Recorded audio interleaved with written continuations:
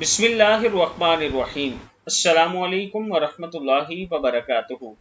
عابد راضی چینل کی طرف سے آج میں اپنے چاہنے والوں کے لیے ایک بہت ہی خاص عمل لایا ہوں۔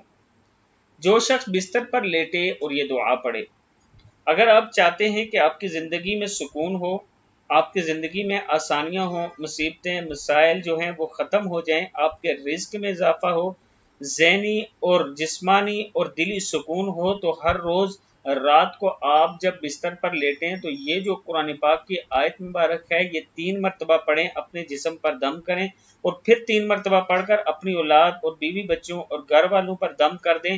انشاءاللہ آپ کی زندگی میں سکون ہو جائے گا۔ دعا کیا ہے؟ بسم اللہ الرحمن الرحیم۔ قال لا تخافا اننی معکما اسمع وارى۔